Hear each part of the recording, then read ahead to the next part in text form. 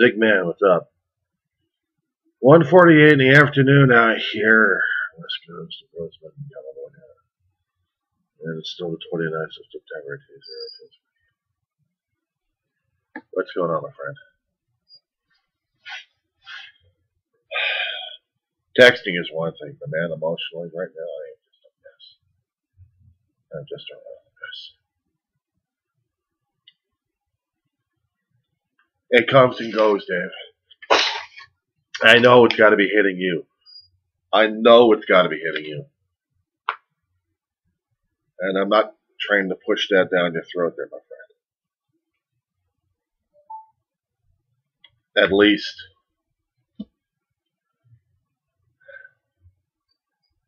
hug them tight. And keep saying that you love them.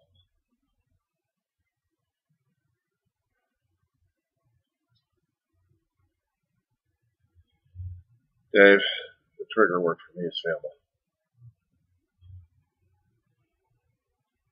And it's worse than Six Flags. Hold on a second. I didn't want to blow that out of your ear. It has been an emotional roller coaster for a long while. Yeah, I said before, I'm in AV college again. I'm still trying to finish up 2 classes at a time, and sometimes it gets to me. I miss days, I miss classes. I'm not giving up on it. It's just hard for me to deal with it right now. But I'm struggling. I'm trying to use school as a way to dealing with it. Not to mention a lot of videos I've been pouring out on my YouTube channel. Sorry. I seek therapy. Kaiser. I got an online session when I can get them. Sometimes I get a phone call from a therapist. We'll talk. Basically, they're sounding boards. They're more animated than the videos I do. And constant audio logs on these damn things. I can't tell you how many times I've been chewing up flash drives. My dog, little girl, she's still surviving. She's still frisky, getting older. And I have to keep getting to her a lot. I don't give up on family. I don't put them away or lock them away either. But that damn near came close to doing that to Ma. Me and Dave did. She was in a situation where she wasn't recovering as much. That last day, September 1st, all the way through the 19th, she was growing weaker and weaker. We thought she was going to get better, but she didn't. The day before she passed away, Dave and I took a trip over to North Hollywood. There was a place, Victory and Van Owen area, a respiratory place.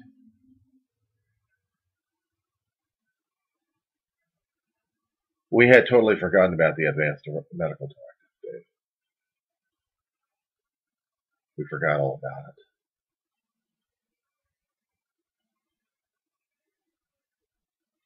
God didn't, apparently. Neither did I.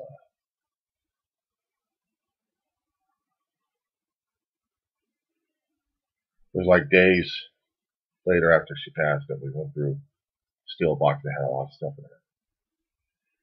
And we found the big one. Kicked us in the ass on that one. And in the chest. But we also found something that was related to my open heart surgery. Dave wrote a letter. Wrote a letter to the doctor. Told the doctor, please don't let me die. I think the doctor gave the letter to Ma. She kept it in that box all these years. I still have it. I still have it. It was David's way of telling me that he loved his little brother. We both got ourselves torn apart on that one.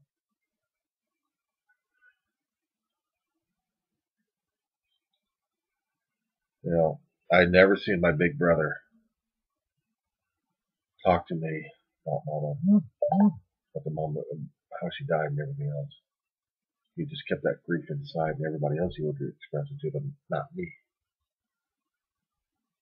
was trying to be strong for me, and I was trying to be strong for him.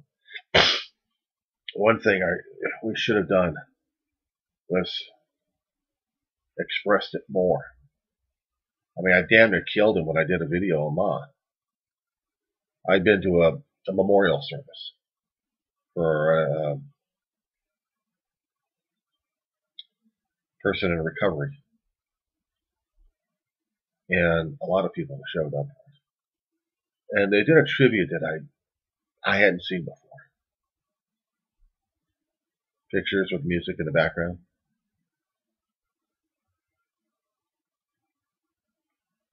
I wondered if I could do the same thing for Ma. Took me a while to gather up all the pictures I could. Electronically anyway, there's a lot of stuff to sort through. Finding the right music, that was the thing that was tearing me apart. Try listening to it over and over again until you're sick to death of it. I still am. Sometimes the music will help me once in a great while, and it would still drive me crazy because it was Mama's and it was also Marta's. Marta was a friend of ours back through the 80s and 90s. She was like a big sister to Dave and me, and it was like a daughter to my mom. She was around David's age. Mom met her over in Overeaters Anonymous. She became a fixture in our life until we lost her to cancer. That tore us apart a great deal and tore Mom apart a great deal. She loved her. We fell in love with her. The thing of it is, she also liked, both of them liked listening to Bette Midler and some of the movies that she was in. And there was this one song, Wind Beneath My Wings. To this day, I can't deal with it, and yet I got it on my computer. Both of them. In the music files. I used it while I was doing Mama's video.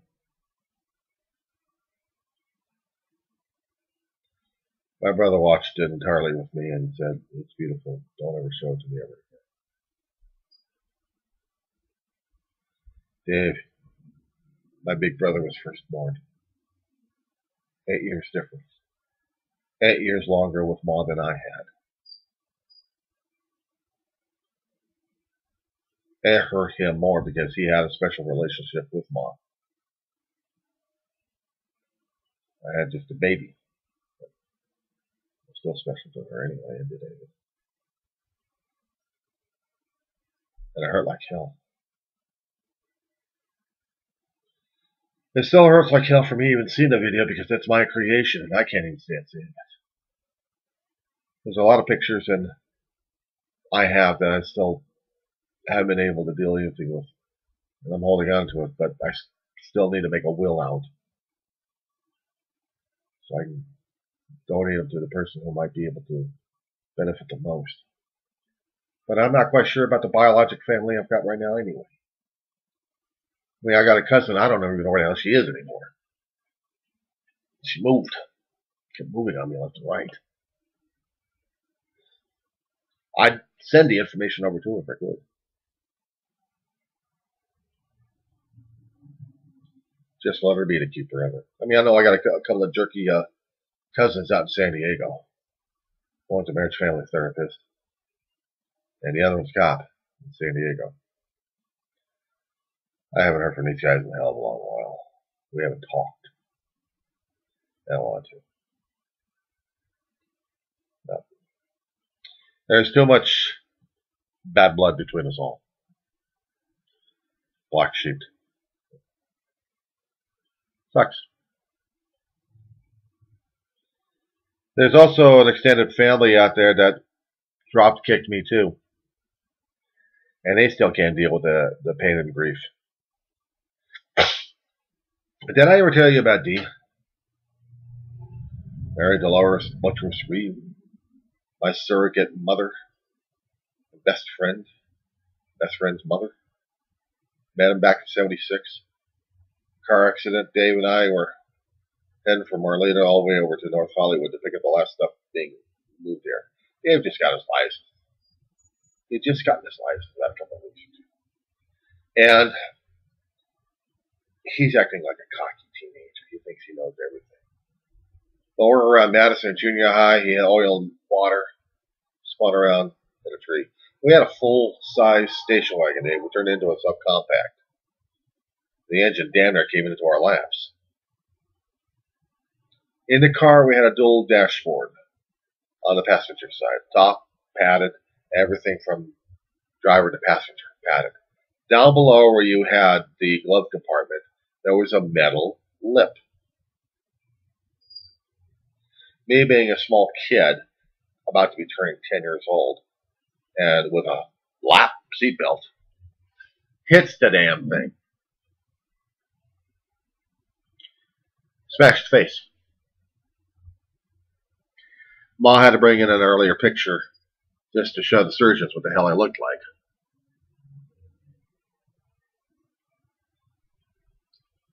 Damn near died in that one. Maybe there would have been a time I blamed my brother for all the damn thing and I wanted to hit him like crazy, but all throughout the years, just wasn't worth it. He wanted me not to wear the seatbelt. He was grateful to God I was wearing the seatbelt. I'm grateful to God I'm still alive. But he also got me out of there, too. The only thing we could ask each other is what the hell we're going to tell Mom about the damn car. Nothing about us. We're just worried about what the hell we're going to tell Mom about the car. I mean, we just ruined our whole family car here. God, we panicked about that one. We were both busted up pretty damn good. Dee's family was there. They were seeing us move into the house on the corner of Beachy and Wingo. During those days, it was a beautiful house, dude. It really was. Dee and her family were there to help us out a great deal. Sammy, Benny, Larry, Donnie, Cindy. I think you've met Sammy and Benny.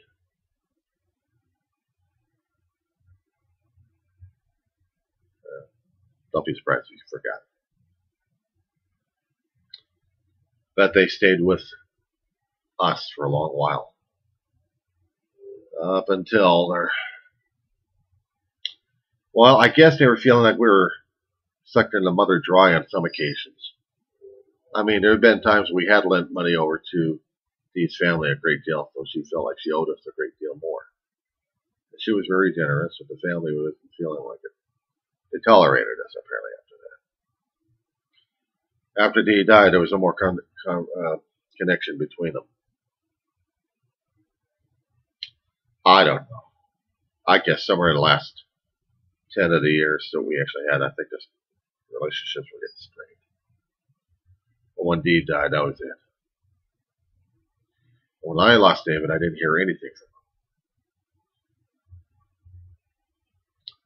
It's not much anyway.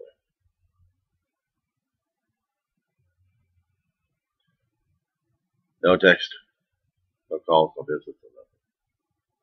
I don't know where they're staying anymore. Benny has been in Texas for about 30 years. I think. He already been in the military. He'd already done nursing, done computers, and I don't know what the hell he had, but he raised a kid, going to college right now. Still got a wife out there in Texas. Sammy's somewhere around Tennessee, and I don't know what the hell he's doing anymore. I hardly ever hear from the guy, but when I do, maybe it sounds like he's more friendly on it than Benny is. Benny always been a little cold sometimes. Sammy had been a little bit more of a big brother to me anyway. I miss them both.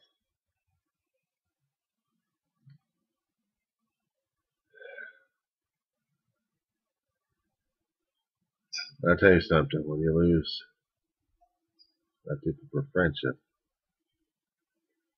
it hurts like hell, pal. It hurts like hell. It's been a roller coaster today, dude. I mean, all this week I've been getting triggered left and right. I hadn't hadn't really gone through the roller coaster until this weekend. And then everything else is kicking my ass after that emotionally. I just hadn't been able to talk to you or Debbie or anybody else. I've been trying to send feelers out all the damn time on Facebook, but I guess nobody reads the damn shit anymore. Too much of the grieving shit out there burned them out, I guess. That's what I was going through. Just a reminder saying, hey guys, don't forget about me. It'll be nice to get some kind of context, communication, something. Subtle hints, I guess, they're not used to. Now, Debbie knows another lady named Paula Tucker who was also a good friend of me and Dave's for a while. She recently lost her mother. Yeah, it was about a few weeks. And then a few days ago, Paula tried to do a service thing for her mother. That hurt. And I was trying to give all the love I could to Paula. Little emoticons, I think they were appreciated, and I know it. But there was an opportunity for me to go out and see them, though. I got transportation out here. I got nothing. I got buses that take me out to Lancaster, and that's about it. That's the time I have to walk or use Dial-A-Ride. So I'm lucky to get Dial-A-Ride. Emotionally, I'm still hanging in there, pal. Yeah, there have been some times, and I gotta say it. Got tempted too many times for the final.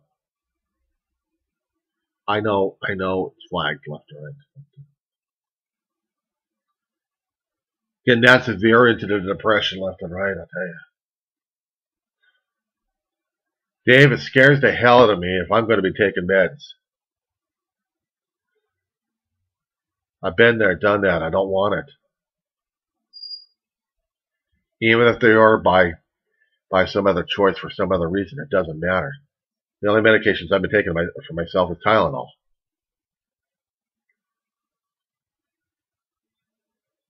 I'm scared of what the doctors are going to be giving me to screw me up one way or another.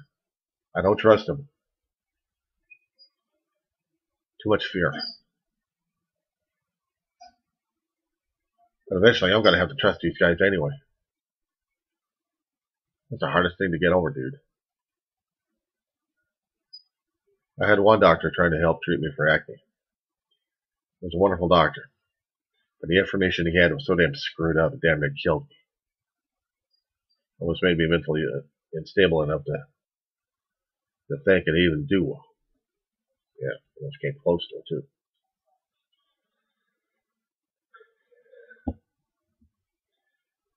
But I did research about it a couple of decades later in health class. 2 or 3 decades later.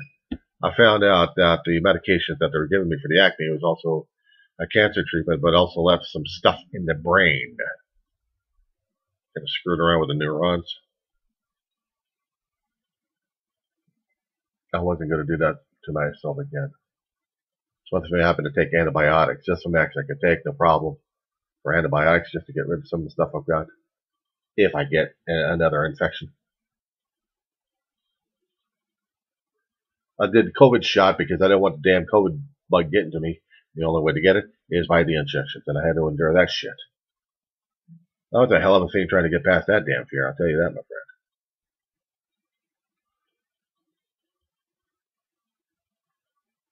And having a doctor going to be screwing around with my damn neurochemistry just to make sure I feel all right? No. I'll feel the way I feel. I'll feel how I am, what I am. I want to keep my head as clear as possible. I may screw around with my damn blood pressure. I may go skyrocketing. I may pop. But I did that to myself. But I'm not planning on death just yet. I'm getting close to it. Dave, they've got a. There was this one thing my brother discovered that scared the hell out of him. It may or may not be true. There's a Cameron curse. What it means is that any male of the Cameron line, the bloodline, reaches the age of 60 and past. That's it. Game over. I had seen it with my uncles. Every time the uncles had reached 60, they popped off one way or another, either by suicide or by cancer or by something else. And my brother got so damn terrified, he talked to his father, his biological father, by the way. And the last 10 years of their lives, they managed to get their relationship more solidified. It scared the hell out of him when my brother reached 50 that he talked to his father. And the father told him, look, you're of the Shaw line, not the Cameron line. We live up until about 70 or 80 or 90. We're long living. So my brother didn't show it enough whether or not he believed in the damn thing enough, but it still scared the hell out of him. After he reached the age of 60, that's when he started getting the trans-ischemic attacks. His birth date was in May. He started getting this stuff around June and July, during that time.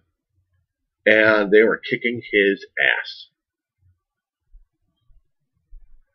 Next thing I know, on September 8th, I'm yelling and screaming at a corpse.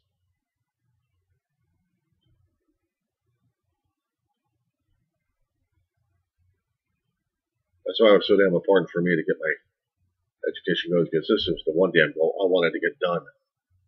I mean, I wanted to write for a living and have people read the damn shit I got.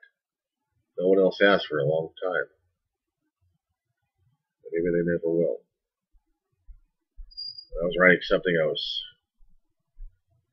personal and close. In fact, I still ought to get the damn files if I could and send them over to you. Let's see if you'd like or not.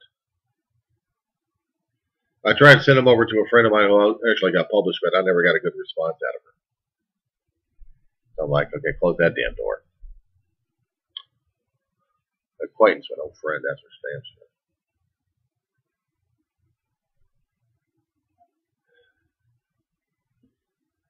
They're copyrighted. That's the main story, not the rest of the subsequent stories, but the main story was copyrighted.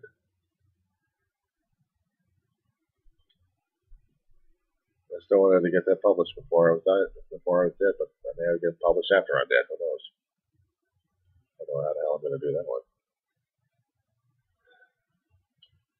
I just had to get this shit off my chest today. I mean, this was an emotional roller coaster. I hear about Senator Dianne Feinstein, and it's like everything else just went hell in a handbasket. She had been an important figure in this California history. But I think I made more of it than I realized. Or she represented something that was a lot more to me. She represented a family fixture of sorts. Aunt, grandmother, mom, rolled up in one.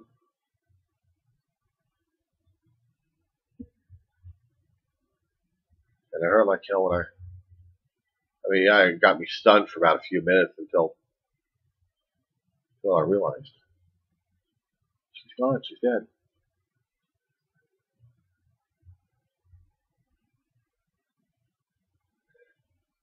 I don't even know how to relate this to the kids these days,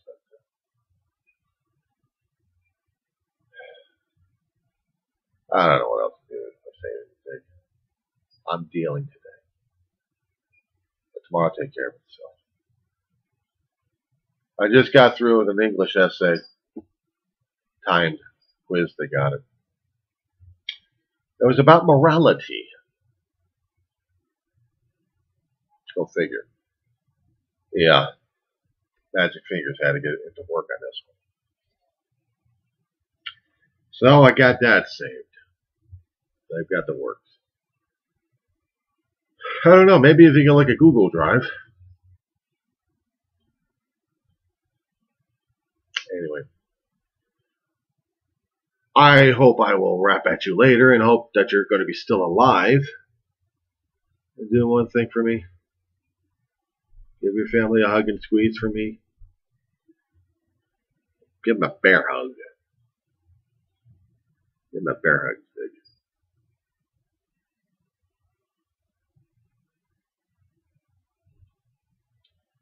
That's the thing I missed about my brother. We can always do bear hugs on each other. I'll see you later, my friend.